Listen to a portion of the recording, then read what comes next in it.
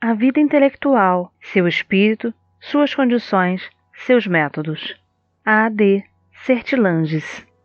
ISBN 9788594090195.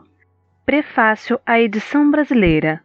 Na miséria mental da Igreja contemporânea, torna-se até difícil para o leitor leigo conceber o que possa ter sido o renascimento filosófico e literário do catolicismo na primeira metade do século XX, quando dificilmente se poderia encontrar, em quaisquer outras correntes de pensamento, personagens da estatura intelectual Étienne Gilson, Jacques Maritain, André Marc, Maurice Blondel, Pierre Boutin, Charles Péguy, T.S. Eliot, John Senior, Georges Bernanos, Paul Clandel, G.K. Chesterton, Giovanni Papini, François Mauriac e tantos outros, incluindo, como veremos em seguida, o nosso querido padre Sertilanges.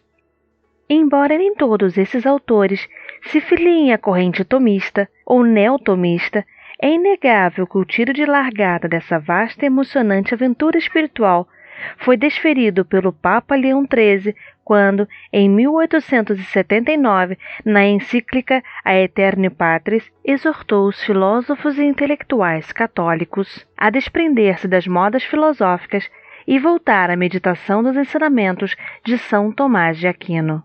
Também é difícil para o leitor de hoje conceber o quanto o pensamento dominante nos seminários e na alta hierarquia clerical havia se afastado dos ensinamentos tradicionais da Igreja desde o início da modernidade. Só para dar um exemplo, durante todo o século XVIII, o ensino nos seminários franceses esteve baseado, sobretudo, em René Descartes, cujo idealismo subjetivo era radicalmente incompatível com a revelação cristã. Leão XIII não fez com que todos os pensadores católicos se tornassem tomistas, mas, recolocando as doutrinas de São Tomás de Aquino na ordem do dia, operou um vertiginoso upgrade no pensamento católico, obrigando a confrontar-se com as mais profundas e espetaculares descobertas do doutor Angélico. Entre os beneficiários dessa grande virada que optaram pela fidelidade estrita a São Tomás, encontrou-se o padre Antoine Dalmas Sertilanges, nascido na cidade francesa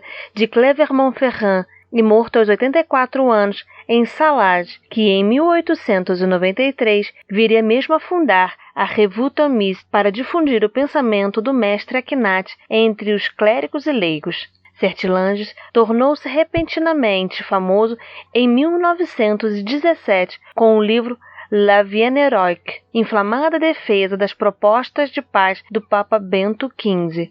Ao tornar-se professor de filosofia moral no Instituto Católico de Paris, o padre deu início a uma vasta produção literária dedicada, sobretudo, à explicação em profundidade dos ensinamentos de São Tomás, mas também à análise de grandes problemas da cultura contemporânea à luz da doutrina católica. No meu entender, suas obras maiores são um longo estudo em 2 volumes, São Tomás de Aquino, publicado pela Félix Alcan em 1910, e Le Christianisme et la Philosophie, também em 2 volumes, publicados em 1939 e 1941. Ele escreveu também valiosos estudos monográficos sobre as filosofias de Blaise Pascal, Henri Bergson e Claude Bernard, além de obras pedagógicas sobre a moralidade da arte, a oratória cristã e vários problemas da vida contemporânea. Nesta última série, inclui-se a pequena obra La Vie Intellectuelle, de 1921.